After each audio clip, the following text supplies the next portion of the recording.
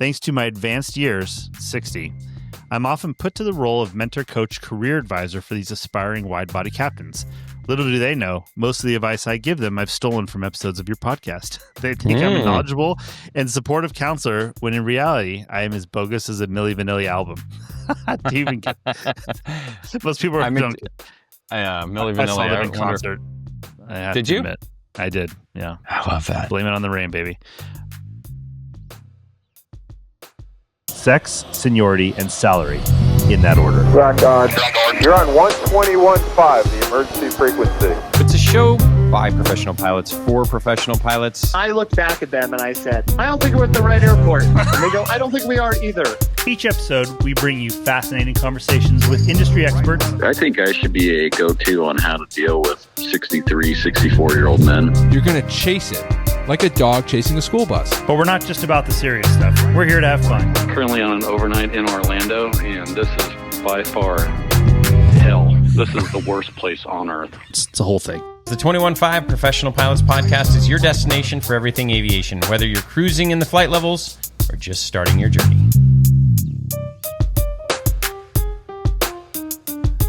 Welcome back. It is another episode of the 21.5 show, the show for professional pilots by professional pilots. Hello, my name is Dylan. I'm a professional pilot on the road in a very, very echoey hotel room. Are you in the bathroom? It kind of sounds like it, doesn't it? It totally does. This is my favorite hotel brand, the Hilton Canopy. Have I ever sung the praises of the Canopy to you before? No. It's my favorite. It's just like, it's a little industrial. The design is, it's got like, I don't know if you can see like cement and like hard wood floors, and it's very nice. And of course, I'm here on a quick overnight, one-nighter in Nashville, massive suite they give you. It's got like two bathrooms, a powder room. I should do a video tour of this place. I'm not even at Hilton, but it's massive. It's maybe one of the biggest hotel rooms I've ever been in. It's crazy. Wow. You walk into the bathroom through the walk-in closet. Yeah, I don't even know how to describe it. That's what happened. Christian and I were on a trip to Vegas, and it was like a quick, short overnight. Yeah. We got in late. We're leaving fairly early, and we go to the Virgin Hotel. Yeah. And they gave us literally like the presidential suite. Like they were like, oh, we're kind of out of room, so here, we're going to upgrade you to that. We walked in, it was like private pool, bar, like the whole thing. We're like, always on the one-nighter. What a waste. Yeah. It's so funny every time. I know. Anyways, we could talk about this topic all day. But anyways, shout out to the Canopy. If you have never not stayed it, I'm not paid to say this, but it just has everything I like. It's got like these cool, in the hallway, has these like cool water stations with like filtered water and carbonated water and pH water. And like, all right, I know. This is enough. It's great. It's great. I'm gonna cut you off. Cut me off. I was just going to do a hooded sweatshirt review. Darn it. Yeah. Tell us about your new travel shoes. Why don't you? Yeah, exactly. See if we can lose the rest of the listeners. We have one. Exactly. Everyone will tune out. All right, Max, lots to get to today. I've got some shout outs to get to. We have a new airplane to talk about. Some of us have to fly today. Let's go. Okay. All right. Well, you're going to fly the G280 today. And our friends at Gulfstream just announced the G300 yesterday. Wanted to get your immediate reaction. What do you think? What's the latest? Listen, some bigger windows and some new avionics. Right? What am I missing? The touchscreen avionics, like the 500 series. It sounds like. Yeah, sounds phase very of similar. Flight intelligence, they say. And the longest cabin in class. I don't think that's plasma. Yeah, I guess it's longer. I don't understand what the two living areas versus the single main cabin in the 280. I don't really understand that. I don't know if it's a longer cabin. I don't know. Every time I get this, if I'm an owner, like, there's no way we're spending another $25 million if you have a 280 on a 300, unless what one thing can justify this purchase? Well, there's a couple different things, but yeah, bonus depreciation and typically... or just any depreciation. If there's no depreciation, like, there's no way this... Yeah, bonus depreciation, functions. Yeah, and warranty. I mean, there's a lot of people that just buy a new airplane every, 4 years because they always want a plane under warranty. But how is that any sort of cost-saving measure? It's You not a take the bulk of the cost-saving measure. depreciation. What is it then? Who gives a shit if it's under warranty or not? A lot of operations do, because you have to think about it's. I mean, because you're not fixing the costs, right, and you it's get not programs. just. Then that's the whole essence of put everything on a program. Yeah, but that's not the way that some corporations think. They just want What is the difference? They want to know. They want to have a predictable cost. Yeah, which is what putting you on the programs, and that if you go on every program, you can predict the cost. Yeah, that's the whole point. Yeah, and there's just new airplane. I know. We both know a lot of people. If there's no depreciation, this business changes big time. And maybe bonus D is one thing, and I don't think that bottom falls out. But if they just said, listen, no more writing off private jets, like there's just no way. It would just everyone be like, oh, I don't think people would like get rid of their jets. I just don't think the frequency of which they're buying. I don't think the machine would work the same. But what do I know? I'm just a pirate. Yep, you were just a pirate. Yeah. Well, it'll be interesting to see. I mean, I feel like this is it's the same floor as before. We've on this show debated the flat floor versus again and the golden retriever. I don't want to.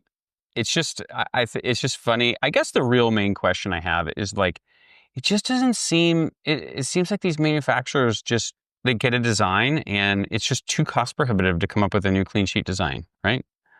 They just won't do it. Yeah. Have you heard of the 737? Yeah, exactly. I know. It's just funny. And so here's the other thing, though, is that you end up there was an interesting thing I watched about that and why we don't get more new airplane designs, especially airliners. And the problem is it costs them double because you end up competing with yourself, right? Exactly. Yep. And that's why Embraer might be poised to make a really interesting entry into that single aisle aircraft market because they don't already make something that competes. So this would be all new for them versus competing with the orders they already have on, so I don't know. It's a wacky business. It's unfortunate that literally the cost prohibits innovation constantly. We were just down at the Air Museum down at Falcon Field. I took my son. He loves that place. We were just down there last weekend. And it just makes your head spin when you start to look at the amount of different aircraft models that were developed from about 1935 to about 1960. Yeah. I mean, it was just your head just explodes just at how many different airplanes. And it's like, no, we can't do that anymore. Well, it's just, dude, it's sad just because, everything's different. I fly in the 737 and you have to set the pressurization. You have to set your cruise altitude and the landing field elevation. And if for some reason, the rides are bad and you don't get to the cruise altitude and you level off, at 30,000 instead of 32, and then you start the descent, you get a master caution, off schedule descent, and you have to pull out the QRH, and it's no big deal. But you're just like, what am I doing? Why am I doing this still? And the bleeds and the switches, and you're just like, what? This is a brand new $150 million airplane. What am I doing with bleed valves and manually controlling pressurization? What? Where are we at? But it's the regulations of things. Yeah. It's just, I don't know. Whatever. It still pays the bills, so who cares? I get over it pretty quick. But it's sometimes you're just like this. You just shake your head. You're like, this is so silly. You have to because it's just funny. I mean, so it's just the iterations, and I get it. It's really expensive to create a new airplane. It's just funny how quickly we used to be able to create them without computers or anything, And guys would be like, oh, let's try this. I mean, it's just so slide rule and slide rule. Let's try and we've got the Mustang. Let's put 2 Mustang bodies and then throw a little. It's just or the SR-71, dude. The length of time at which they developed that airplane with slide rules is insanity. For such a radical design. I don't know. We used to be able to do stuff, build stuff. We're hopefully we're. Back. We're just getting old. We're getting old, Max. I know. Listen to us. We're like the old crusty. We sound like Captain Benny. It's so funny, dude. I was at the airport yesterday. I went flying just by myself, just for fun, and then I ended to warm up the oil so I could change the oil. And I'm sitting there and I landed and I went to the wash rack because my plane was just filthy. So I washed it, which is washing an airplane sucks. Even a cup, it is a lot of work. So and I taxi back and I was kind of wiping off the last drips after I parked in front of my hangar and come up behind me. I hear, well, what you ought to be doing. Oh no. And that's literally a guy I used to fly with. What's it been now? 15 years ago, that was making fun of a dude that we both flew with before. Oh my God. Long since passed away. That was just the crustiest old dude we ever knew. And it's just, it's funny how the crusty old dudes, they'll live in infamy. Like we still imitate that guy forever to this day. We'll never stop. He died like how long ago? Like 10 years, over 10 years ago? I mean, it was just a magical time. That's why, we get back. You just have to have these thorns in your flesh coming up in the career. That's part of the journey. It's great. Well, that's the thing. It's so funny though. Yeah. Oh my gosh, what you ought to do. What you ought to be doing. Your flips I think we told this edges. story before on the show, but for any new listeners. So Max was working for this. This is Dylan's favorite story right here, everyone. Yeah. When we were this was like in the doldrums of no hiring, no opportunities. Max had to go into the hangar almost every day. I didn't even have a job at the time. So I'd come in with him and his chief pilot would just dream up jobs left and right for us to do. Oh, we got to paint. We were literally touching lobby. up like the panel paint on the airplane. This was on Beechjet Serial Number 1 airplane that is now in the Peace, Air and Space Museum. Yeah. And I'll never forget, he assigned the job of, somebody got lost in the lobby, so he wanted a sign on the door to the hangar so that they knew where to go when they wanted to walk out to the hangar. And we went to Home Depot and got like the vinyl lettering and we spelled hangar. The best part, this is how bad aviation was. This was in 2009. So I went from flying a Gulfstream to Beechjet Serial Number 1, which was fine. Like whatever. I was fortunate enough that I was staying dual qualified and alternating these recurrents every 6 months. And Dylan was just hanging out because he had nowhere else to go. You had no job, or you were like a driving instructor at the time? Nah, I was a driver. I was flying contract on the beach. I was a full-time contract pilot, Max. Yeah, we had no kids, so we were just like out. We're just hanging. He just like would come to hang out and watch me in misery doing add and replace revisions for the entire country, which is kind of funny because last week there's a FedEx package in our plane, and I'm like, oh, what's this? And I look it up, and it's our AFM revisions, of which all of that is on the iPad, right? In the 280, but we still have paper AFMs. So I'm sitting there on this flight doing add replace revisions. I got the list of revisions. You put that out. And you're doing it, and it occurs to me. I look over at Christian. I'm like, have you ever done an add and replace revision in your life? He's just kind of looking at me with like, oh my God. Like he goes, I don't think so. I'm like, listen, young buck, this is how the JEPs used to be done. Oh my God. I got on my soapbox for a minute, and I was like, oh. Meanwhile, he just turned the volume up on his Bose headset just a little bit louder and drown you out with the big booty mix. I'm just like, get me out of here. Oh my gosh. All right. Well, that's enough to trip down nostalgia. Anyways, we gotta finish it. Yeah, we spelled hangar wrong on purpose, and his boss's head almost exploded. Right. We did. We put the sign up and we spelled hangar like a clothes hanger on purpose just to watch him go ape. That was so funny. I forgot about that. That was one of my favorite memories, yeah. Don't you boys know? Yeah, that was great. So anyways, so embrace your trials and tribulations in your career, as we've mentioned many times before on this show, because there'll be great stories to joke about with later on, when you have a top 45 aviation podcast. All right, now a couple more quick shout outs, Max. I got to give before we move on. The first one is I met a listener up in Napa named Connor, who works for, I think it's the Flight Serve FBO up there. Dude hooked us up with some wine for me and you. So I just want to give him a shout out and say thank you. So excited to uncork those and check it out. So always fun to run into folks on the road. And the other shout out I want to give is to my co-pilot who has gotten me into disc golfing. disc golfing is the best corporate pilot hobby that, as long as you're flying to like decent weather places, it's great because it's just a little backpack with your discs. There's courses all over the country and they're all free. And it gets you out walking outside somewhere where you normally wouldn't be. It's about an hour to an hour and a half, depending on how long the course is. So it's not that long. It's just a great hobby for flying around the country. I don't know. That's it. You don't sound like you're really enthused about it, but I'm gonna get you hooked. I don't know how to respond to that. I don't know. I just, at first when you told me, it's like, we do disc golf, and I'm like, oh, okay. But it just makes a lot of sense. Coming from a guy who loves real golf, I guess that's not surprising, even though you could bring your clubs and there are golf courses all over the country. But believe me, I'll tell you what I do like is the hour time commitment versus it's quick. The 4 hour. You can play music.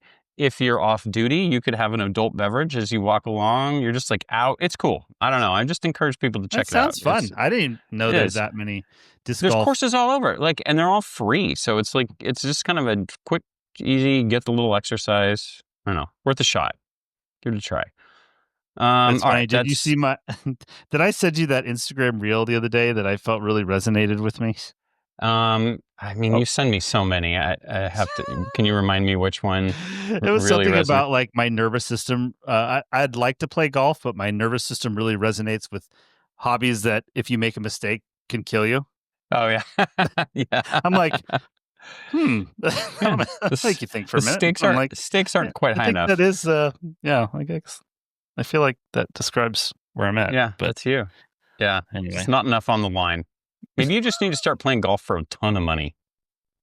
Yeah, that might help. Yesterday on my flight, so we're scouting this new area to land in that is strewn with really big rocks, and so I flew over this. It's this big mesa. I was flying really low over. I'm just by myself, and I'm like, oh, that 2-track. Like, there's a 2-track trail on it. I'm like, look at how straight that is. I'm like, I might be able to land there. I'm like, well, I'll fly the end and I'll come back and I'll line up on it and pull flaps. And, sometimes you get right down on it and you got to you kind of make the decision at about 10 feet what you're going to do. Because you can't see everything until you're really down there. And so I lined up on it and full flaps and get real slow, and I get down right above it, 10 feet. And I'm like, and you could see there's rocks in the T-track and stuff. I'm like, yeah, this is probably not a good idea. By myself. Not today, nobody else. Yeah, so I went around, but I love it. Out. But that's good. That's kind of, you got to make the the balance. Got to make that decision. That's right. It's good. You got to know when to fold them. Yeah, good. Right. Any other Max's musings here? I know we're moving quick, but you got to have some notes. You've been I got active. a couple of things. I got a couple of funny things that happened. One I can remember that was exactly like, oh yeah.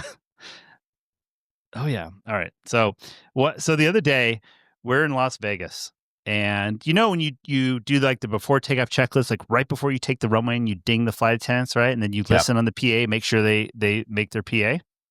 Well, sure enough. Oh, they don't have to call you. They don't have to call you. No, you Eagle, just listen in on the PA. The captain listens in, and then so we do that. We roll out on the runway. We stop. He's like, he hits the button again, and I'm like, are they not getting the message? He's like, no, they're not saying anything. So we're sitting there, and I'm like, oh boy. And then they clear us for takeoff, right? And I'm like, we're gonna have to exit the runway. We are having a communication problem with the flight attendants, so we taxi up and exit the runway, right? And they're like, okay, turn right on this, yada yada yada, and hold short. Whatever, blah, blah. So we're sitting there and we're dinging them, and the chime broke. This is a new Max, got delivered in August. It was brand new. And I'm like, what is going on? And so we're sitting there, and it was funny because this is the kind of dumb stuff on a loft that you'll get. But then when this happens in real life, you realize that the dumb stuff on the loft isn't so dumb. So you sit there, and then you're fuel. And, oh, we better shut down an engine and start the APU. We're gonna have to do the whole monkey. So then we're like, well, how do we get a hold of the flight attendant? So we could get on the PA, obviously, and be like, hey, pick up the phone. But you sound like an idiot. And so we heard one of them finally pick up the phone, and we're like, hey, you guys there? They're like, yeah. They're like, what happened? We're like, the dinger's broken. So Anyway, it was like, it's just this whole, and then you have to go That's through the so whole funny. thing, and you got to pull up the MEL, and then you got to call dispatch and get on there and MEL the whole thing, sitting here in the dark at Las Vegas. And then, what's so funny is that training this year, the first leg of our loft was literally something very similar where it broke. You're sitting there, you got to run the MEL, you do all the stuff, and then you like figure out you have not enough gas and you taxi back to the gate. And I was like, and that was like of our loft in training, and literally exactly what was happening here. And we're looking at the fuel and the takeoff fuel, and we ended up, getting it all worked out. And there's alternate communications procedures. You have to make a PA, and then we got on the runway and took off. But it's kind of funny how sometimes the things stuff that you do in never training think, that you're like, yeah. I cannot believe I just got in the simulator for an hour and we taxied around Las Vegas airport and ended up going back to the gate. And that was the end of the first sim session. And then like 2 weeks later, just at the same airport, driving around the airport. Luckily, we didn't have to go back to the gate, but it was just kind of ironic. So that's so funny. Weird stuff you don't think of that's going to break, Lofts are always funny because I remember having a similar loft at Eagle one time where it was the same deal. Like we never got off the ground, and you're like taxiing back to the gate, and you're like, this is so like this can't be right. Like I must have missed something. Like there should have been some way I should have figured out how to get in the air, but it was like no, like sometimes you just don't go. So the other thing that was kind of interesting, so San Diego has had those old clapped out terminals forever, right? Mm-hmm. And they've been building a brand new terminal, and so they just opened it. Like literally, it was like I was there like the day after their first day or whatever it was, somewhere really close. So, and New Orleans did the same thing, right? They built a whole new terminal on the other side of the runway, and in New Orleans, you have this new terminal. The ramp is sinking, which is a whole other story. Yeah, and then the other side is the old terminal, and they just left it there. It's just like the old terminal is still there. It's been, I don't know, you never know. Years, yeah, probably. You never know. Event space. I think you can rent that out. Dude, literally the day after, they're out there with excavators just ripping the jet bridges off and throwing them on the ground. It looks like it looks like you just landed in Mogadishu. That's what I said. I go, Jesus, it looks like we just landed in Mogadishu. Like the jet bridges are just strewn about. Like it's a mess. And then, and the funny part, the other reason I forgot, the second thing I said after I said that was on the other side of the runway is a Citation 10 with the nose gear snapped off. So it's on its nose with the end number blanked out. And so it was, I don't know. I mean, that's just the stuff. I haven't been there since then. The old terminal, so the gates are open now. The new. Oh, dude, gates, restaurants, it's awesome. It's a 1,000,000% improvement. Oh, because that. And I think they're tearing them down right away because the terminal is just, I think, is going to extend to where the old ones are. So they're going to get those things out of the way and keep it rolling. Dude, the Southwest terminals at San Diego were so bad. Those little circular things, and there's nowhere for anybody to be. There's people everywhere. Everywhere. It's just miserable. We used to go in and out of there, and I was like, I can't do this anymore. Like, give me a car. Or you had to go. Remember, you had to go to the other terminal. You had to go outside of security. Go outside security. It's just that burned me a few times. And we're busy there, dude. Now they're launching even more flights and all kinds of. Yeah. So that's good. So is it just Southwest? Do you guys have the whole terminal to yourself, the new one? There's other people there too. Wow. I think. Oh, I'm going to have to go there soon. Yeah, it's pretty cool. So that was funny. And then, this is the last thing that I had. So, the last musing. Okay. The last musing. So I sold my old airplane, and it had its very special tail number that my wife had procured for me. She hunted it down. It has our initials and we have the same birthday. So it's like a mix of our birthday and our initials. And she found some dude that had it and approached him on, it was like some old 182 he had parked in a barn that wasn't even flyable. And she bought it off of him and registered it and gave me the letter. It was a pretty special tail number. You didn't know it. It's not like you coached her through that either. No, she figured it out. This was even before ChatGPT too. Yeah. Like you actually That's had crazy. to research. So yeah, she did that. So the tail number was very special. So when I sold the plane, which is not uncommon, you say, hey, you have 6 months and then I want my tail number back. Right.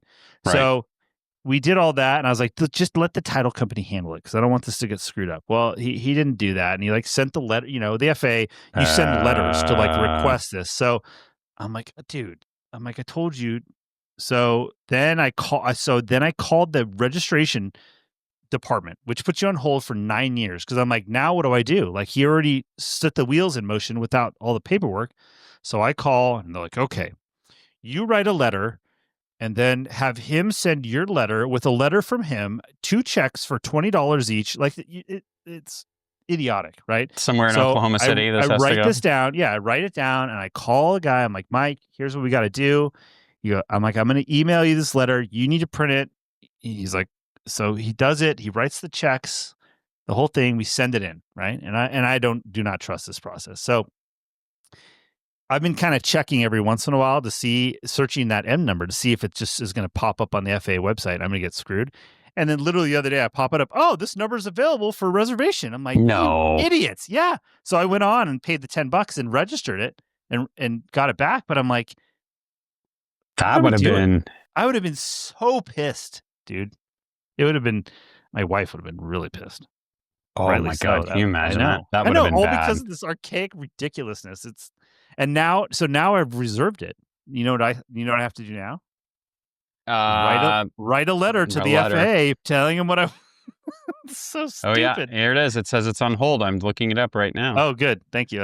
I did not confirm. I mean, I screenshot it like I'm.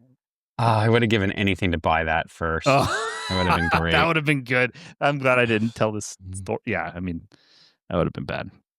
That would have been. It's even like my license plate of my car, which I tell myself is the only excuse to have a personalized aviation license plate. Which is still cringy. I know. We've already done the short tail number rant, all the other stuff. Yeah, so we can let that be. But I just thought that was just, we're the FAA is getting very progressive with mental health, but unfortunately the N number registration boondoggle is still that's next. Ridiculous. That's the second priority. Yeah, that's next. We're going to bring that one to Congress next. We're going to start an action committee. Our buddy Sean, who's pissed off about the short N number guy that owns them all, and then we can get a real activist group here. Everyone could get behind. Yep.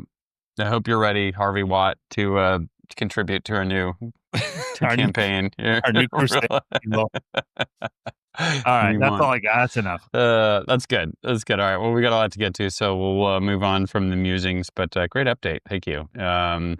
Okay, some good reviews and comments to read. Why do we read these?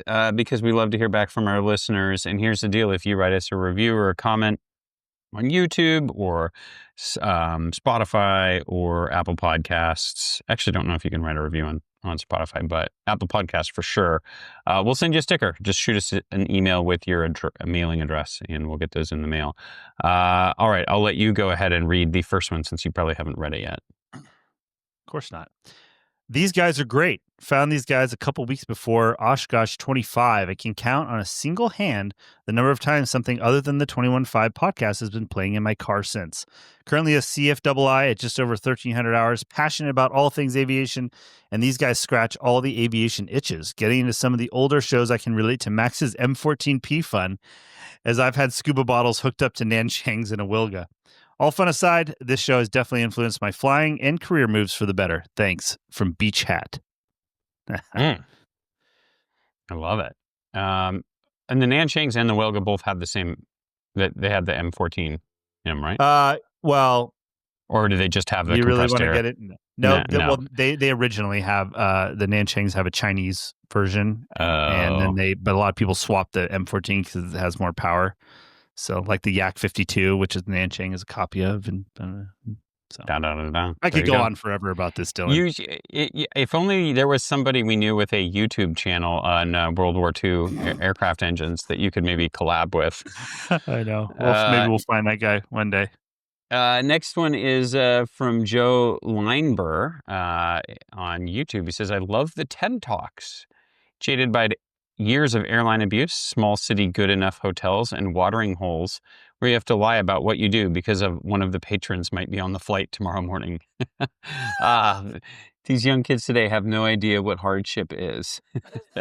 That actually reminds me, Eagle, we in Fresno, we overnighted at the Holiday Inn across the street from the airport, which was awesome because you could just walk right to it, on the shorter regional airline overnights. And on the longer overnights, when you had time to go down to the watering hole, you had to be really careful because most of the people staying at the airport hotel next door were going to be on your flight the next morning. So it's pretty funny. So to be careful who you sing karaoke with.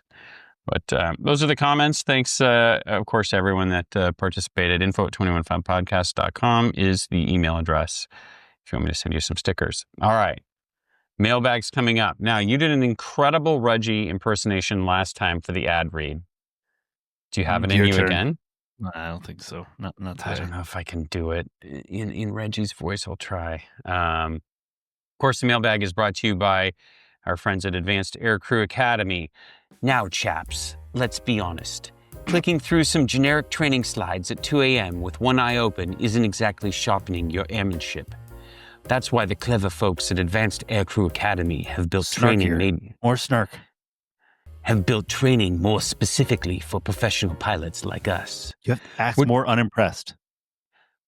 We're talking about topics that actually matter in the cockpit. International ops, runway excursions, threat and error management, the whole lot. And it's online, so you can do it from the crew lounge, at home, or wherever your layover martini takes you. Stay compliant, stay current, and perhaps even stay awake while doing it. Advanced Aircrew Academy, turning mandatory training into something you might actually enjoy. You definitely have it way better than That was better. You just have to sound less like Reggie always sounds so unimpressed with everything. Yeah. Advanced Aircrew Academy, turning mandatory training into something you might actually enjoy. Like just like so like you could be just so disassociated. He could be anywhere. Yeah, right. I'd rather be anywhere than here. You're just an idiot for listening to it. It is. He's like almost demeaning. It's just British. They just look down on us. Well, there you go, Dan. Hopefully you enjoyed, hopefully you're getting your money's worth from these ad reads. All right, on to the mailbag. First email is from Charlie Mike. It says, hello, gents. I was listening to the podcast and you brought up the skid marks on 20 right at Orange County. Oh, yeah, you remember this? I'm going to call clearance next time and ask about this. This is... He says, the only incident I could think of was back in 2023 when SoCal got remnants of a hurricane, high winds and rain, and Alaska's 737 gear collapsed on the landing. Aviation Safety Network link attached below. P.S. I don't know if this is 100% what caused those skid marks, but logically it makes sense. I think that's the one where the gear like went through the wing, right? Yeah. Like up through into the but wing. I think that, see, the problem is that was it. The skid marks are like just past the numbers. Like really, it would be very early to be touching down in an airliner.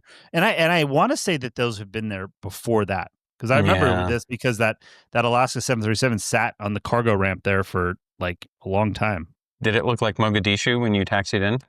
No, it was still up on all its gear, just a little cattywampus, you know. It's a good guess. We don't know, but all right, it's a good guess. Put that on the list. Next time I go to Orange County, I'm going to ask. You're going to figure that out.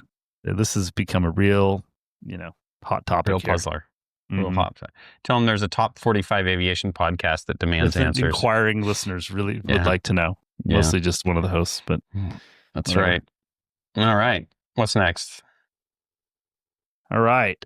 My son is a CFII with 1,600 plus hour instructor at Embry-Riddle and Bachelor of Science of Aviation there. He did the ATP, CTP, and the question came up about getting a type rating, CRJ, ERJ. Would getting this type rating help him to skip to the front of the line for the regionals that are hiring? He has apps out to most companies. We were just strategizing about anything he could do. Also, is becoming a check instructor at ERU to break through the candidate pool. Thanks for Bill. I think being the check instructor is probably more impactful than getting a type rating. I mean, but I'm sure. So when you're hiring a flight instructor at a regional, what's the question if you're a recruiter? Like, are they going to make it through training? Right. Right. Like, and so if you get a type rating, you've proven you can make it through a type rating training, which so I think I'm sure it's helpful. But I think that being the check instructor, here's, let me give you some advice. I'm not sure if they still do it this way. It's been a minute since I worked there, but you should tell your son to become the interview coordinator. Oh. That was the greatest job to have as an Embry-Riddle flight instructor. Do you remember that? Yes. I remember you really took advantage of it. Yes. It was so I good. do recall that. Yeah. And guess who they schedule the interviews with? All the check instructors, and you get check instructor pay. So I would schedule all the all the good like parts of the interview process, all the flights, and then the arm wrestling. Yeah, that was great. It was right up my alley. Yeah, right up your alley, working the angles. Yeah. Yeah, it was. Bill, I also agree with Max. I would do the check instructor route first. I don't know what Embry-Riddle's deal is. They may have a sim there. I don't know. They did. Remember. Well, yeah, we had a 727 sim. That was like 20 years ago. Yeah, yeah. No, I think they do have a. So are we talking like this is a sim that's at Embry-Riddle that as a student or as an instructor you get some sort of a discounted rate and it's a class you take? That it's possible. I would lean towards the check instructor is the more straightforward way to go. If it's free, I think. Yeah, I would do it. If it's free, I would do it. Or if it's not, when we were instructors there, we could audit courses for free, or we could take courses for free. If there was some sort of advanced CRM or crew cockpit coordination class or something like that anything you can say, look, I have been exposed to operating in a crew. I understand CRM. I know who moves the altitude selector. I know when the autopilot's off that, the right seat guy, changes the modes, whatever. Something like that is useful on an interview, I think, and doesn't necessarily have to be a $10,000, $15,000, $20,000 type rating. I just don't know if that's going to help you cut the line. But check instructor probably will. Be curious to hear. There you go. What James has to say. All right, next email. Wait, yes, my email. It says, haboobs. Very interested in your take on that haboob that sandblasted Phoenix yesterday. Well, that was about a month ago. Sorry, we're a little behind. Did you get caught up in that? How does it affect your corporate and airline ops, maintenance? When you look up haboobs in the FAA Weather Handbook, there is only a short paragraph and a picture of an American military base being consumed by one. Seems to confirm to my rule, the less the FAA writes about it, something, the less survivable the problem is, and judging by the picture, not a picnic. Anyway, the show continues to entertain. Thanks, gents. And JP says, haboob, man, that word will never not be funny. Fortunately, our airplane was safely in the hangar for that event. We have definitely... The kind of cool thing in Phoenix, at least, is when it's coming, you can see it from a ways away. So if I was on approach and saw that, it would be definitely time to turn the airplane around and go somewhere else for sure. It wouldn't be great. The military, I think, obviously has figured out how to do this since they've been operating in the Middle East for quite some time, but it can't be great going into engines. I guess that's my technical analysis. Yeah, what you saw on the news is about what you see. Yeah. It's pretty obvious you don't want to fly through it. There was a great video though of like it really getting close to Phoenix and one of the Southwest planes blasting off, which obviously once you're airborne, like you just, turn away. It's no big deal, but it was just kind of dramatic looking. It was cool. But no, I don't think I was flying at all that day. So I don't have anything to report. Actually, funny haboob story. I bought a brand new car for my wife, Lindsay, a couple of years ago, and we were driving it home from the dealership, and a haboob came in, just blasted us as we're on the freeway. And I was following her. She was driving the new car. I'm driving the old car, and we're in the haboob, plus some debris got blown in and hit the side of the car. I'm behind it, and I'm just like, oh my god, this thing is already just completely sandblasted, but it's just the way it goes. It's just one of them. We don't have, mosquitoes in the desert, but got to deal with the haboob now and then. Listen, nowhere's perfect. That's right. Hey, what's up, guys? I'm a loyal listener of your show and promote it to all my aviation nerds who are looking for podcasts or need something entertaining to do. All right. Well, I'll keep going. Just wanted to say a few things. First of all, I just listened to episode 180 with James. Always enlightening to listen to him. Side note, because of your show, I hired James for resume rebuild and some coaching quite a while back. Anyways, a quick thought on the metaphorical genius. I really think you should create some merch some t-shirts and hats with a few Jamesisms on them. I could totally see a 21.5 t-shirt with a dog chasing a school bus and other dogs sitting on the school bus with one yelling at the dog chasing it. I caught it. That'd be funny. Okay, secondly, I want to thank you for interviewing Colonel Richard Bouchon from the 390th. Coincidentally, I just listened to that episode on the morning of July 4th while driving to and from a July 4th parade. Excellent timing, and his stories gave me even more appreciation for our freedoms and the greatest generation. And last, I listened to you guys on Spotify. Unfortunately, Spotify doesn't allow listeners to give written reviews, only stars. Lame. So here's my review. These guys are not only entertaining, but knowledgeable and experienced in all things piloting. Their topics covered and guests bring in so much to the show. Max and Dylan are extremely relatable and keep me laughing, whether I'm in the car commuting or mowing my grass. Keep up the solid work, William. P.S. I forgot to mention I'm a total fan of the long sleeve hooded rash guard swim shirt. All right. Good. I use it while flying GA, mowing the grass, and doing outside stuff. It's super lightweight, and I feel like I'm saving myself insurance copays down the road. Boom. It's true. It is a solid piece of outerwear, I must admit. Thank you, William. I feel so validated. I needed to hear that. Appreciate Hopefully that. it's only in the summer, William.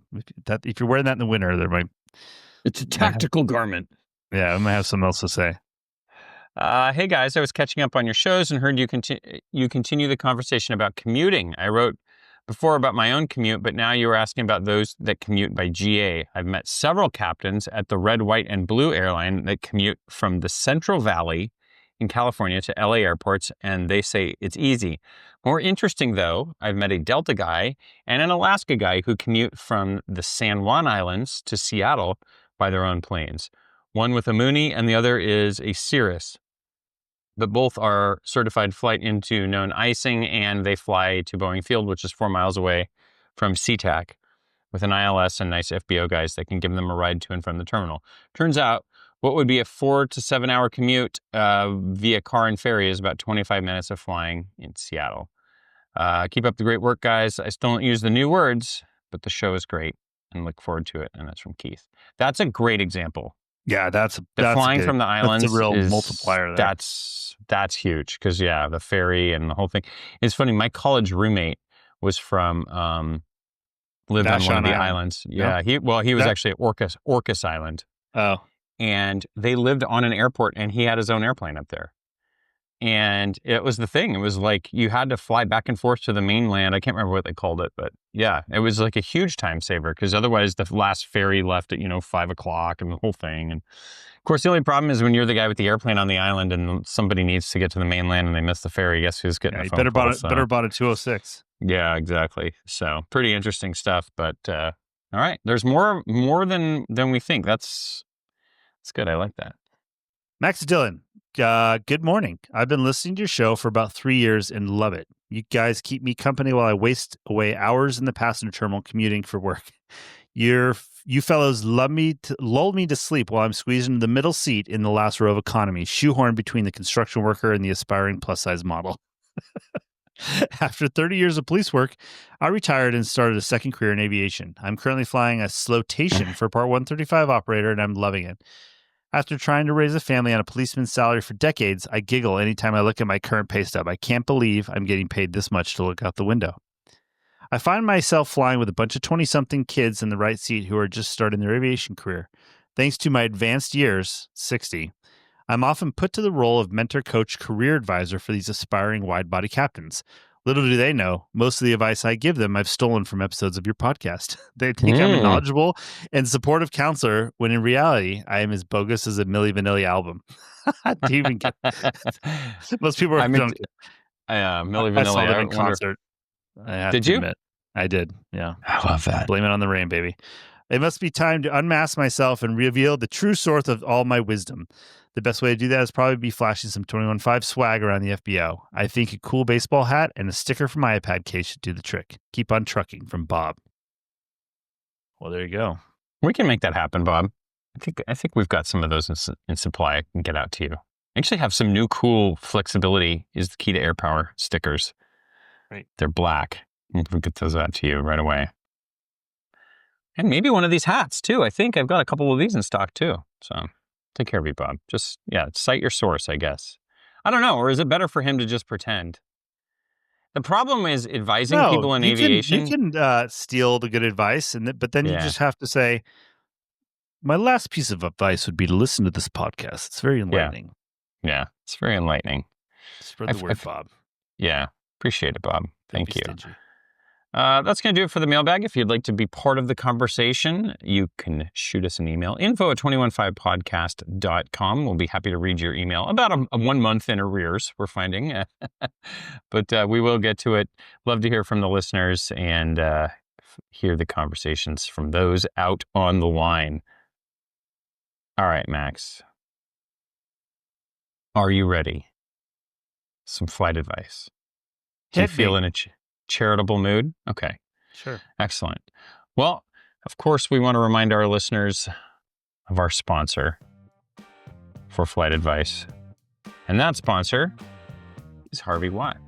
If you visit harveywatt.com, you can check out all of the offerings they have. I bet you probably already know they are the ones that backstop most of professional pilots' medicals, right? They have the loss of medical insurance. But did you know they also have pilot life insurance? I know all about it because I am a policy holder and it's a great experience. They just sent us an email. It says, here's an interesting fact. We see over 1 in 20 pilots out for long-term grounding annually versus about 3 in 1,000 non-pilots. And that's why pilot rates can be higher than a regular person's insurance rate. But that's not a problem at Harvey Watt. They have almost no exclusions except suicide, which is waived after 2 years. They have a little calculator on their website. You can check all of the offerings they have for professional pilots. harveywatt.com. All right, on to flight advice. Hey guys, late bloomer here. After star-studded careers in frying chicken, construction, and real estate, I finally... Oh, wait, was this the guy that's sitting next to that guy commuting in the middle seat? Let's see. Real estate. I finally followed the dream at the tender age of 36. I went the Part 61 route, then CFII, and was fortunate enough to get a 135 bush pilot gig at 500 hours, then UPS feeder at 1,200. Timing didn't work out to score the clapped-out Beech 99 in Gillette, Wyoming, so settled for a clapped-out Cessna 404 doing the same thing. Now, with over 1,600 total time and 500 multi, my plan is to hang up the hat and spurs and go put on a suit. With 4 kids at home, the fractionals make the most sense for me at the moment. So, not scared of rejection with the real estate background, a wife willing to move anywhere cool, I applied to every imaginable fractional charter, Part 135, Part 91 gig there is, and no dice. About 40 rejection letters and the same non-replies later, and desperate for a yes, I filled out the app for Southwest and got accepted with an interview date 8 months out. Yay. Give me some guidance, fellas. What am I missing? And he says, oh yeah, my schedule has not allowed me to attend ATP, CTP yet. Shout out to my boy Brett hauling doubles through the Montana backwoods at night. And that email is from RK. RK is currently flying 500 hours a year and is 40 years old. And he's in Montana. Wife and 4 kids. So he got an interview just now with 1,600 total time? Yeah. And 500 multi. I would have thought that the competitive times would be higher than that right now, right? Yeah. So I think that, and I think that's probably the problem at everywhere else you've applied. Like 1,600 hours was when you would get a call when things were ripping, and things are no longer ripping like they were. So I can't say that I'm totally surprised that you didn't get a call from everybody. Right. I mean, you have a good experience.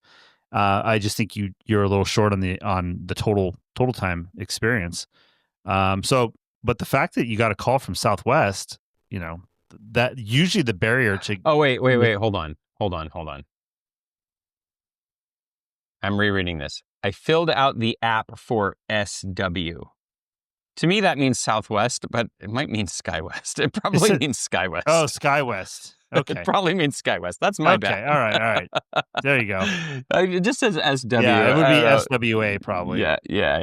Okay. All right. All right. So either Yeah, that way, makes more sense. I mean, the way it used to be is you applied everywhere and you went to the first person that called you, Yeah. and you're kind of in that situation now. So I think he's in a great spot, right? 500 hours a year, and you're flying great time. Like any recruiter, any chief pilot that looks at what you're doing is going to be like, this guy's a real deal. This is great. You know, you're not flying a banner around or, you know, something where that your time only means so much. And you're flying up in Montana, so that means you're flying in the winter. Like, I mean, you're doing everything. you're So the doing it. time the time you're getting is great. So I don't think that's wasted. There's a logjam right now, right? I mean, we have signs that things are going to be moving soon. I think you will probably get a call, but yeah, there's a lot of people ahead of you in line right now. And that's kind of the harsh reality of the situation. I would say your best, if you like something has to happen right now, I think you're going to need to spend some money and call James. Like you're gonna have to do, because you have a good resume.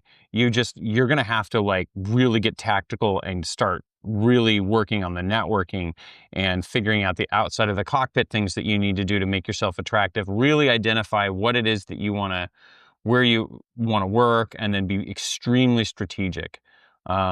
So it kind of depends on how active you want to be and how quickly you want to get moving, or if you just sort of want that ebb and flow, you know, the ebbs and the flows of the hiring market. We think it's going to start moving. We've seen, I mean, I can't tell you how many social media posts I've seen of people saying they've been interviewing at Southwest actually recently. American, we're starting to see a lot more listeners saying they've got interviews coming up. So I think everything is going to start moving more. But yeah, it's just really going to be how aggressive do you want to be? But I love where you're at right now, honestly. Yeah, I agree. Unless you think your gig is coming to an end or something, and you need to find somewhere to go before the music stops, then that's one consideration. But if you really want to go to the fractionals, which it sound like that's your number one choice. Yeah. Yeah, I feel like if you hold out a little while longer, and get a little more strategic, the flying part you think you got taken care of. It's the other stuff that I think will help you move quicker. And obviously, if you've listened to this show, you realize James is better at that stuff than we are. So yeah, and you know, if you're happy in Montana, yeah, I would say the fractional probably is the way to go. You know, if your city's a domicile city for one of the carriers, then it might be good. But 40, I wouldn't, I mean, yeah, it's a second career. It's not like you're 55. Like you could still have a pretty good run at a legacy carrier too. Like I wouldn't just be, if you want, I'm just saying, like, I wouldn't say, well, I missed the boat. I didn't go to, you know, aviation school at 20, you know, like, I mean, a lot of people, you know, in our generation didn't get hired at a major until they were late 30s, early 40s. yeah, that used to be normal, dude. That's but pretty the problem normal. is, here's the problem. Now, if you're going to do that, I mean, you'd have to look at the actual numbers. The problem is you have this big, I call it like the plug, like in front of you, that's never going to get out of your way from when things were aggressive and a lot of the younger pilots got hired, that you know, they're going to be there way past your retirement. So you're never going to, you could still have a good career at a legacy if that's, but that was a short period of time. And we're talking, you know, everybody's got over 10,000 pilots. Like it's a lot of pilots, 20 years of flying 121 would be plenty. Like that's exactly. I'm going to have 25 years at it. Yeah. And I'm like, I will be good. 40 would be too much for me. Yeah. But some people, I mean, I'll tell you what though, my friend's dad was number one in Phoenix at Southwest. That's right. That's what Ted if you remember, that's what Ted recommends. Yeah, Ted's recommend being number one is not a bad gig at all. Yep. The seniority thing is there's certainly something to be said for that, but I don't know. Yeah. But look, there's lots of different opportunities out there. I love that you're looking at different things. The only last suggestion I have for you is, because you're in a smaller town, you should make it a point in the next 3 months to try to network with every single operator of an airplane that burns Jet A at your local airport. If there's a local group there that gets together, some type of airport group, operators group. I don't know in Montana exactly what it is, but if you sniff around a little bit, you will start to get a sense of that. In a small town like that, I love that move too. And again, just speaking from other corporate operators, especially, they love to see the freight pilots, I think, because you're doing what we're doing in business aviation a lot of the times.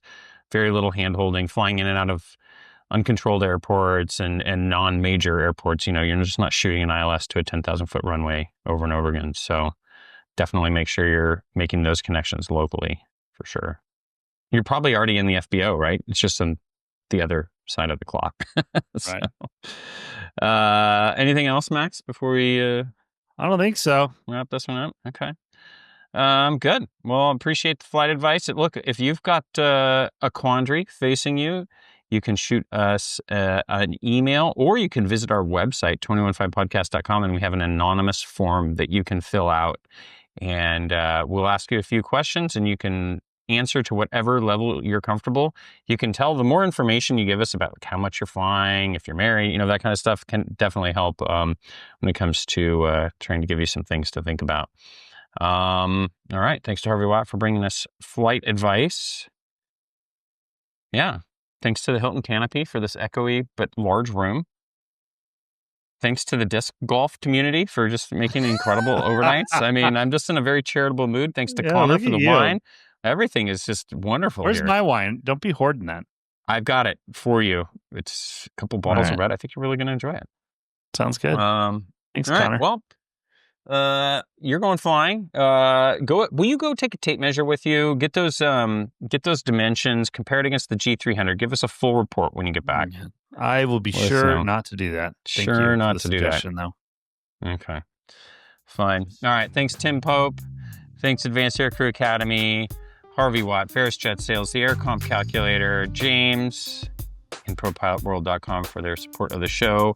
We will be back next week with another episode. Ooh, I'm excited about this one too. It's going to be good. We've already recorded it. A couple people you might have seen on TV will be joining us. Ooh. Yes. So until then, remember. Flexibility is the key to air power. We'll see you next time. Adios. Respect your body. The statements made in this show are our own opinions and do not reflect, nor were they under any direction from any of our employers.